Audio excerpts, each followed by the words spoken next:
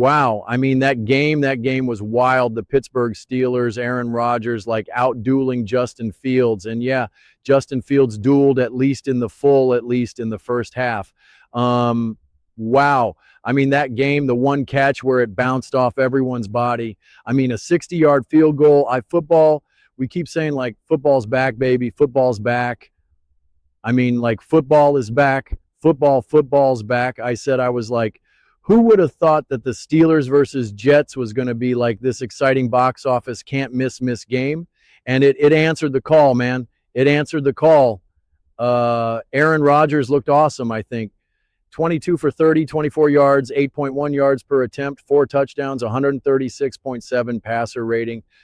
They had 53 rushing yards, man, 53 rushing yards, and they gave up 186, I think, 186 or 182. I can't read my own writing. I mean, that first half, Justin Fields and the Jets offense, I mean, they just kind of did whatever they wanted. They were able to rush. The Jets rushed for 106 yards, 5 yards per carry. They had 159 through the first 3 quarters. I mean, they just could not stop them on the ground.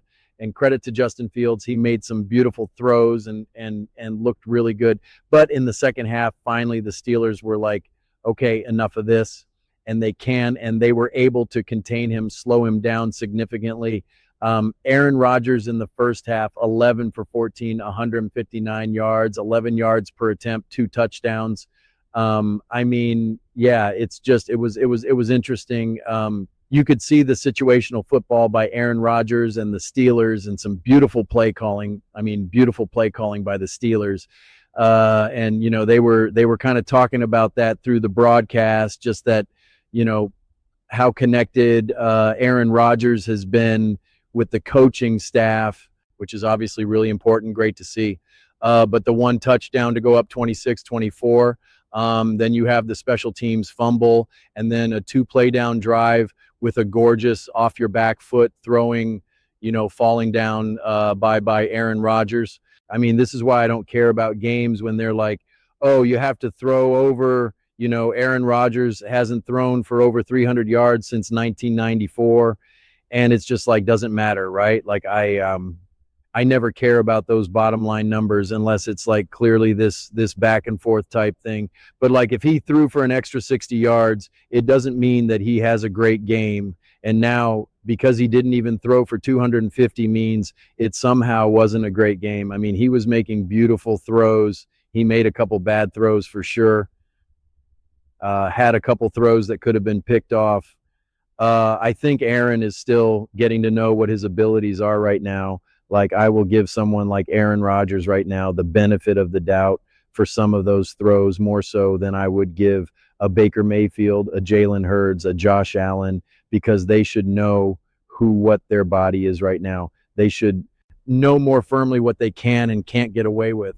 Think about it when you're a rookie, when you're a young player. You hear broadcasters talk about this in real time all the time, where it's like you have these young guys trying to make throws that they could have made in college, but they can't make in the NFL, right? So they're figuring out what can I get away with and what can I get away with in the NFL. And it's a process of figuring out. It takes a year or two to kind of figure it out. Once you're a seasoned veteran, you know it. But now once you get on the other side of aging, you have to figure it out now. You have to figure out how much zip do I have in my arm. Can I get away with now when I am falling back for 95% of my career, I was able to get this ball out of bounds, or I was able to get this ball coming in hot and at least it wasn't going to be intercepted. That's not the case as you get older. And so you have to kind of figure it out and discover it. And so I think that's kind of the process that, I think there was a couple moments in Aaron Rodgers made a couple throws that maybe he normally would be able to get away with, but he couldn't. And so it is a little bit of an exploration process. The good news is Aaron Rodgers is obviously really intelligent. And so you have to bet on him, obviously adapting and growing. The bad news is we know Aaron Rodgers thinks he's amazing, rightfully. So for the most part has a big ego. So you just don't know if he kind of fights up against that, still believing what he can and can't do. So you kind of just have to see how that unfolds. But I mean, listen, man, I just over these last couple of years. I just don't know what quarterback is winning that game for you outside of Aaron Rodgers, who you had. I just don't see it. And again, Justin Fields played really well in that first half mainly. And even in the second half, he wasn't terrible by no means, and made a beautiful play, but that was just kind of dropped and hit um, for to end the game essentially. And I'm curious to see what Justin Fields looks like throughout the season.